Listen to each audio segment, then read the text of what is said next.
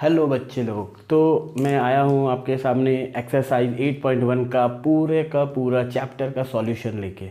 तो सबसे पहला क्वेश्चन हम लोग करने जा रहे हैं। इसमें क्या बोल रहा है कि आपको एरिया अंडर कर्व निकालना है। किसके एरिया अंडर कर्व निकालना है? तो आपको एक कर्व दिया हुआ है। क्या है कर्व? तो कर्व दिया हुआ है y² = x।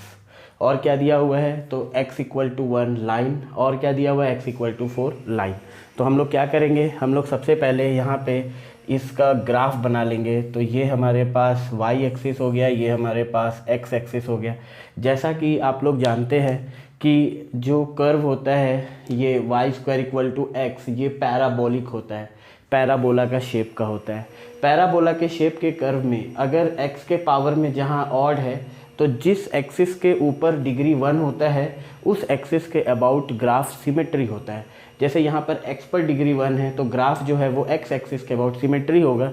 यानी पैराबोलिक शेप जो बनेगा वो ऐसा बनेगा कि x एक्सिस के ऊपर जैसा शेप रहेगा वैसे x एक्सिस के नीचे शेप रहेगा। उसके बाद हमें ग्राफ x=1 का लाइन आप खींच लो। जैसे ये मान लो 1 है और x=4, जैसे ये आपका मान लो x=4 है।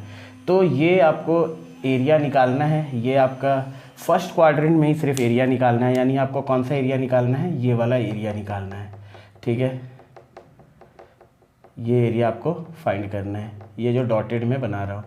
तो इस एरिया को फाइंड करने के लिए हम लोग क्या करेंगे, हम लोग सबसे पहले एक छोटा सा यहाँ पे स्ट्रिप कंसीडर करेंगे। ये है वो स्ट्रिप, ये वर्टिकल स्ट्रिप मेथड इसको कहते हैं हम लोग।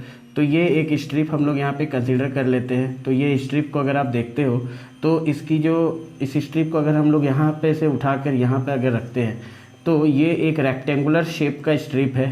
ठीक है, हालांकि यहाँ पे कुछ एरिया जो हम लोग नेगलेक्ट करते हैं वो इंटीग्रेशन में कवर हो जाता है। ठीक है, तो अगर आप इसकी लंबाई अगर आप देखोगे तो इसकी लंबाई यहाँ तक है। यानी ये किस कर्व के, किस फंक्शन के अबाउट चल रहा है, इसका ग्राफ क्या है? तो इसका ग्राफ है y² = x। तो इसका ग्राफ क्या हो जाएगा? y=√x। यानी इस पॉइंट पर y का वैल्यू क्या है? तो y का वैल्यू है √x। यानी कि इसकी लंबाई अगर आप देखोगे तो वह फंक्शन के बराबर ही होता है, यानी y के बराबर होता है, यानी y=√x है। और इसकी अगर आप विड्थ देखोगे, ये लेंथ इंटू ब्रेड्थ देखोगे इसका, तो आपको दिखेगा वो बहुत छोटा रहता है, बहुत ही स्मॉल हम लोग जो है स्ट्रिप कंसीडर किए, तो वो dx हो गया। तो अगर आपको इस रेक्टेंगुलर स्ट्रिप की एरिया चाहिए तो वो एरिया बहुत ही छोटा एरिया होगा dA, जो कि क्या होता है? Length into breadth. तो लेंथ कितना है भाई इसका? तो लेंथ है ये पूरा का पूरा y, इंटू ब्रेड्थ कितना है? तो ब्रेड्थ है dx। तो y कितना है? y है √x। तो ये कितना हो जाएगा? √x into dx।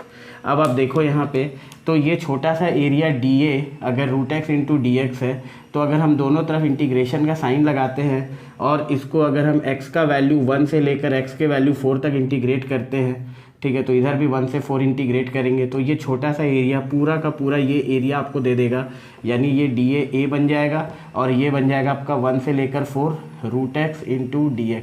अब आप इंटीग्रेशन करोगे यहाँ पे तो a कितना हो जाएगा? 1 से 4 √x का मतलब होता है x का पावर 1/2 इंटू dx।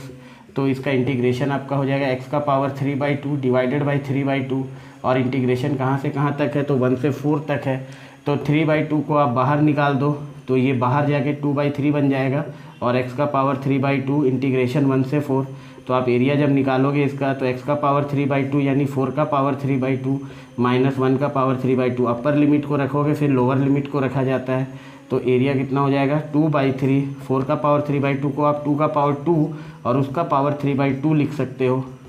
तो इसका इंटीग्रेशन फाइनली आपके पास क्या आ जाएगा? आप देखो, तो इसको जब आप कैलकुलेट करते हो यहाँ पे तो 2 का पावर 2 से ये दोनों कट जाएगा और इधर में आपके पास है 2/3 बाहर और 2 का पावर 3 8 बन जाएगा और 1 का पावर कुछ भी रहे वो 1 ही रहता है। तो ये आपका बन गया 2/3 इंटू 7 यानी 14/3।